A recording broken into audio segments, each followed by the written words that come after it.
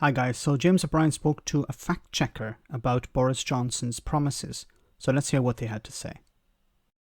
Here is Boris Johnson speaking in our Parliament a few moments ago. I represent a government that was getting on with delivering on the people's priorities. 40 new hospitals, Mr. Speaker, 20,000 more police, 50,000 more nurses, and by the way, we've already recruited 12,000 more nurses and 6,000 more doctors and 4,000 more police. It trips off the tongue very nicely, not surprisingly, given that half of that rhetoric has been around since the last election campaign. Abbas Panjwani is a fact checker at Full Fact, objective organisation dedicated to, well, there's a clue in the title, isn't it? Dedicated to checking facts. Abbas, can you talk us through those three, hospitals, nurses and police specifically, do you think? Yeah, of course. Thanks for having me on. You're very so welcome. The hospitals, yes, this was, as you say, a popular line during the election.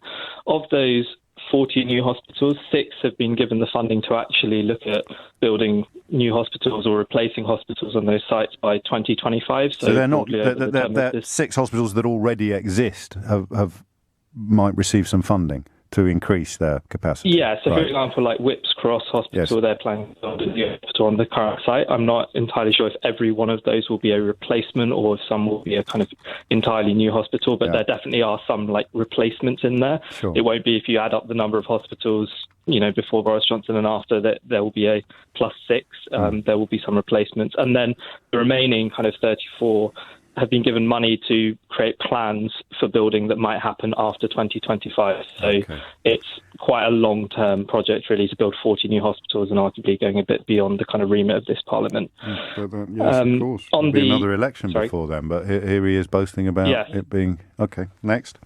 Yeah. On the 50,000 more nurses, of which 12,000 have already been recruited, this is, the plan is to recruit 50,000 more nurses by 2023-24. And yes, 12,000 have been added to the register. So that is an accurate statement. There was some kind of questioning about whether this 12,000 might include nurses that have come out of retirement to help with the pandemic, but it doesn't. That is genuinely an increase in the register. And if that was to happen, it would mean that the number of nurses per person would increase quite significantly from around 5 per people in England as it is at the moment to about 5.7. So that's quite a significant increase.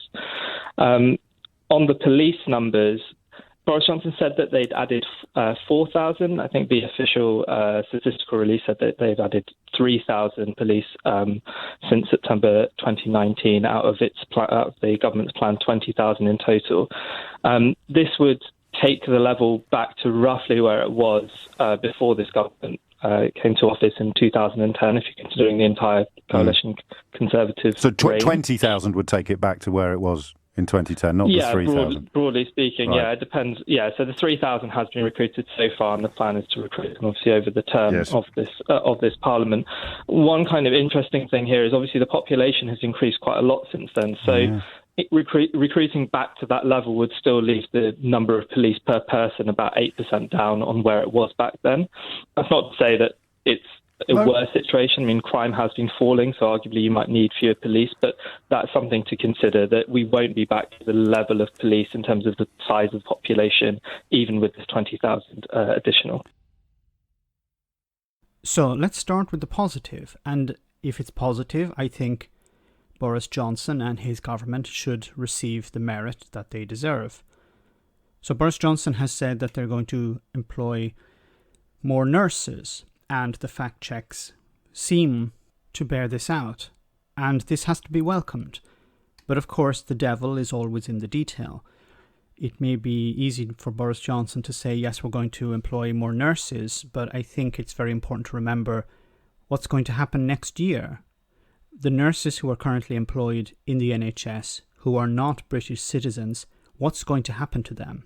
Are they going to be allowed to stay? Are they going to be forced to pay to stay? And as nurses retire from the NHS, how are they going to be replaced? Is there going to be sufficient funding for training for new nurses? And are nurses from other countries going to be permitted to work in the NHS? So while it's encouraging that the number of nurses is increasing, and I do commend the government for doing that, just looking at numbers is not enough. We have to look at the bigger picture. We have to look at how Brexit is going to impact this. And we also have to look at nursing training courses and funding for those courses.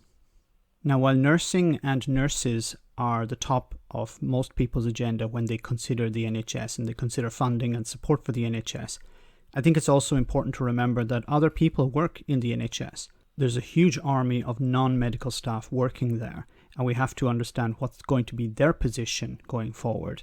It's very easy to focus on nursing and doctors, for example, but we have to remember that the NHS is much more than that. Now, in regard to hospitals, Boris Johnson talked about building 40 new hospitals. And of course, the devil is in the detail here again. It's not the case that 40 new hospitals will be built. It's more likely that some hospitals will be upgraded. And what does upgraded mean? Upgraded could be a new car park. It could be a lick of paint on the walls. Anything could be upgraded. So when Boris Johnson is talking about new hospitals, most people think a new site, a new hospital, completely new, built from scratch. But that's not going to be the case.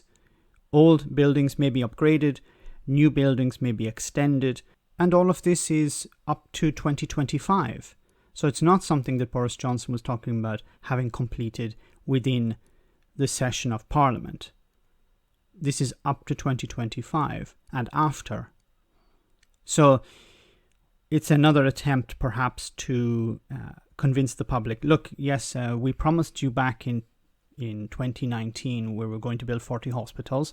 Well, don't worry, from 2025 we're going to build 40 new hospitals, hoping that the public will forget the last promise and be able to, once again, to convince people that Boris Johnson is actually, maybe not even Boris Johnson because he may not be around as Prime Minister at the time, but the Conservative Party is willing to invest in the NHS even though they haven't over the last 10 years. And probably the last and most damning, of course, is policing. So police levels will be increased by 3,000, not 20,000. But even if 20,000 police officers were hired, it would still bring it to a level that is lower than 2010 before the Conservatives came to power. So Boris Johnson is way below the mark here. Now, the caveat in the discussion with James O'Brien was that maybe crime levels have lowered. However, the population has increased. Now, usually when the Labour Party are in power, the Conservatives will say, look, the country is out of control, we need to invest in policing. The Labour Party are not interested in law and order. And then the Conservatives get into power and they cut policing. I think what's going to be interesting going ahead after the end of this pandemic is how the Conservative Party are going to deal with funding, because either there are going to be tax increases or there's going to be austerity 2.0. And there's a risk that everything that Boris Johnson is promising now will be destroyed, will be eliminated come 2025, because the Conservatives going forward have to either raise taxes, especially on the rich, which I don't see them doing, or cut services, and whatever policing, nurses and new hospitals that Boris Johnson has promised will evaporate. Let me know in the comments section, guys, what you think. As always, your comments are greatly appreciated. Thanks a lot. Why not become a Patreon and enjoy access to our Discord server where we share news, chat and have some fun. If you become a patron, you can also make video suggestions on topics that are important to you. Check it out via the link in the description.